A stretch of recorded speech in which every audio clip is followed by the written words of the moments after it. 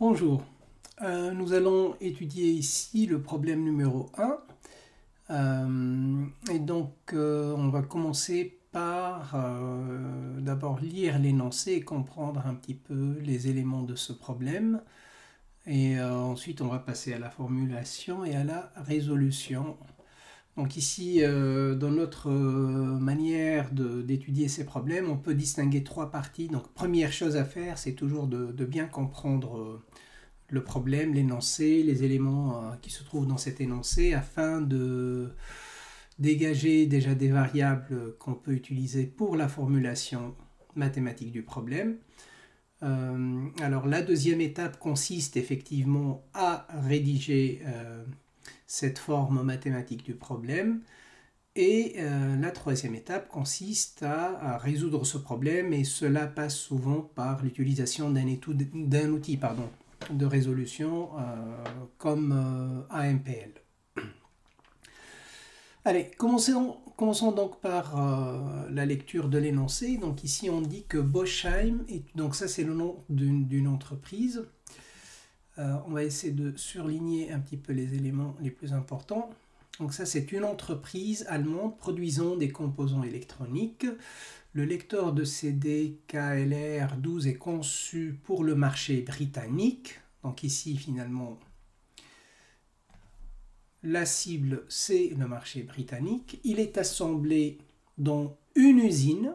Donc il y a un seul point d'assemblage ou de production. Donc ici c'est à Rotterdam. Ensuite stocké dans deux entrepôts. Donc on a deux entrepôts, l'un à Bristol et l'autre à Middlesbrough. Alors ensuite, ces lecteurs CD sont transportés aux différents points de vente, et ici on a le marché anglais est composé de 4 districts avec Londres, Birmingham, Leeds et Edinburgh. Donc il y a un point de production, donc assemblage si vous voulez, 2 points de stockage et 4 points de vente. Alors les demandes annuelles pour les 4 districts sont de 90 000, donc ici 90 000. Ensuite 80 000, ensuite 50 000 et 70 000 articles. Les coûts de transport par article depuis l'usine d'assemblage à Rotterdam aux entrepôts, donc ici on a, là j'ai pas souligné, on a des demandes annuelles, on a des coûts de transport, donc d'abord depuis l'usine d'assemblage aux deux entrepôts, et ces coûts s'élèvent à 24,5 et 26 euros. Alors, dans une deuxième étape, on a plusieurs combinaisons de transport possibles, de Bristol et Middlesbrough jusqu'au point de vente Londres, Birmingham, Leeds et Edinburgh. Alors, les deux entrepôts ont une capacité de stockage de 150 000 articles et sont approvisionnés 10 fois par année. C'est-à-dire qu'ici, par année, on peut tout simplement retenir seulement cette contrainte, c'est qu'on a un flux maximum de 150 000 pour chacun des deux entrepôts. Alors l'objectif ici, c'est qu'on souhaite un plan de transport qui permet de minimiser le coût annuel de distribution. Donc ici, voilà. Donc ce tableau contient les différents coûts de transport. Et voilà, donc ici, à la limite, il semble qu'on n'a rien oublié. Donc voilà, si on fait un petit peu cette lecture, on peut commencer la formulation du problème. Et une manière de voir clairement ces éléments, c'est de constituer une sorte de schéma qui nous permet de résumer toutes ces informations et mettre les différents éléments les uns par rapport aux autres. Alors, on va essayer de construire ce schéma-là. Donc ici, je vais utiliser Donc, je vais essayer de faire cette schématisation à côté. Alors, on a d'abord les emplacements, les localisations. Donc, on a ici à Rotterdam, donc on a un premier point qui est celui de Rotterdam. Donc là, vous avez Rotterdam, c'est ici que se passe l'assemblage. Voilà. Donc c'est le premier point où se passe l'assemblage. Je vais juste agrandir un tout petit peu. Voilà, c'est mieux comme ça. Ensuite, on a deux entrepôts. Il y a un entrepôt à Bristol. Donc c'est un autre point. Et un autre entrepôt ici à Middlesbrough.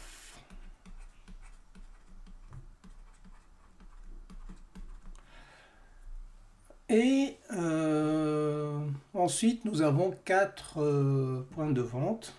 Donc il y a Londres. Ensuite, on a Birmingham. Ensuite, Leeds.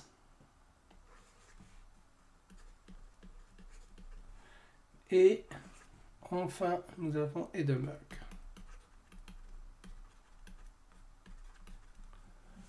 Voilà.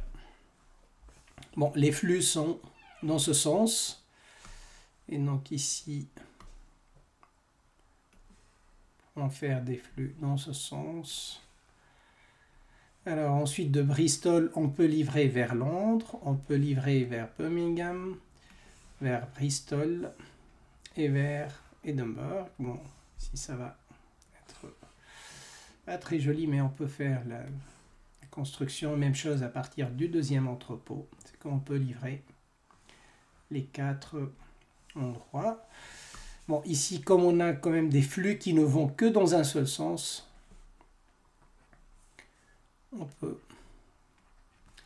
indiquer ça par des flèches. Donc nous avons ce qu'on appelle un graphe orienté. Voilà. Donc c'est un petit peu la structure. On peut dire que ici j'ai des assemblages. Donc on va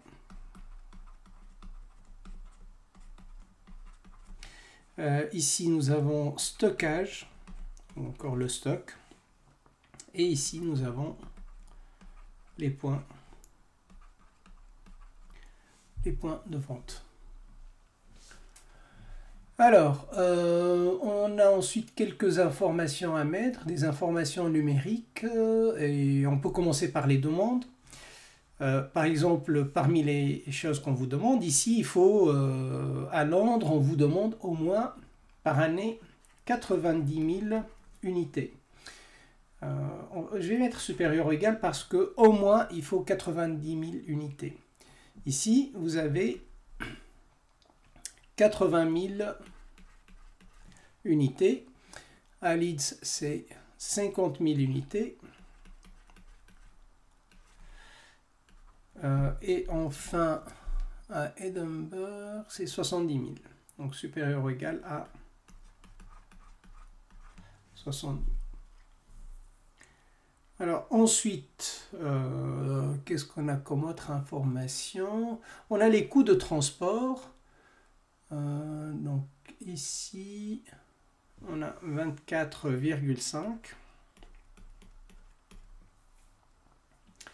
Ici, nous avons 26,0. Et nous pouvons indiquer les autres coûts. Donc ici, vous avez un coût de transport de donc Bristol-Londres, c'est 9,6. Ici, c'est 7. Alors ici, c'est 15,2. Ici, c'est 28,5. Alors, à ce niveau, on a 19,5.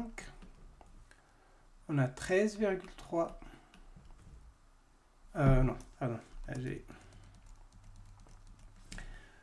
donc 19,5, plutôt ici 19,5, 13,3, 5 et 11,3.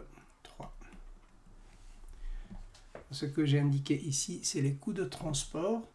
Alors, on a ensuite des contraintes de stock. Donc ici, on ne peut pas mettre plus que 150 000 unités par année. Et de même, ici, on ne peut pas mettre donc inférieur ou égal à 150 000 unités par année. Donc si je regarde bien, je crois que sur ce schéma, nous avons la totalité des informations pour ce problème. Donc ici, voilà. Donc Rotterdam, Middlesbrough, voilà. Donc c'est pas très compliqué. Donc c'est plus ou moins facile à formuler. Alors, juste avant, donc pour la formulation, nous avons besoin d'écrire l'objectif. Donc, quel est l'objectif ici? Nous avons besoin d'exprimer aussi les contraintes. Mais pour faire à la fois la formulation de la fonction objectif et des contraintes, il nous faut une variable de décision. Et donc, il faut trouver une variable qui résume ces informations. Et généralement, dans des problèmes de transport comme ça, donc plus ou moins le... Alors, ici, dans des problèmes de transport comme celui-là, souvent, on pense à des variables à double indice, de type x, i, j, la quantité à transporter de i vers j. Alors, par exemple, x Rotterdam-Bristol, c'est la quantité qu'on va transporter de Rotterdam à Bristol. Remarquez bien que si on va utiliser les nombres comme ça, c'est pas du tout pratique. Et du coup, ici, c'est mieux d'utiliser des numéros. Donc, Rotterdam, on va dire que ça, c'est le nœud numéro 1. Bristol, c'est 2. Middlesbrough, c'est 3. Londres, c'est 4. 5. Voilà. 6. Et 7. Alors, je ne peux pas mettre 1, 2... 1, 2, 3, parce que sinon je dois définir de nouvelles variables, par exemple les x qui vont ici et les y qui vont là. Bon, c'est plus ou moins inutile de compliquer la formulation comme ça. Une seule variable x, i, j est suffisante. Et maintenant, quand je dis x1, 2, c'est tout simplement la quantité à transporter de 1 vers 2. Voilà donc pour ceci. On peut même laisser de côté maintenant l'énoncé et nous concentrer sur donc le problème. Voilà, donc ici, on peut voir tout simplement ce schéma-là sur lequel on va essayer de baser notre formulation. Donc, pour ceci, on va créer une deuxième diapo. Et on va commencer par plutôt la variable de décision. Bon, ici, comme j'ai indiqué, le plus naturel, c'est de décider qu'est-ce qu'on transporte de chaque élément vers chaque autre élément. Donc, x, i, j, donc c'est la quantité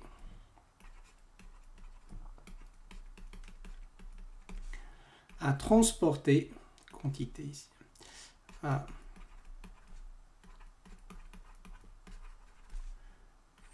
de i vers j. Bon, ici, la quantité, où je peux dire, ça c'est soit la quantité, soit le flux de i vers j. Pardon, le flux à transporter de i vers j. Alors, si on considère cette variable, l'élément de décision, c'est principalement le coût total. Donc ici, dans ce problème, l'objectif est de minimiser le coût total, mais le coût total ici, notez bien que le coût total, c'est tout simplement le coût de transport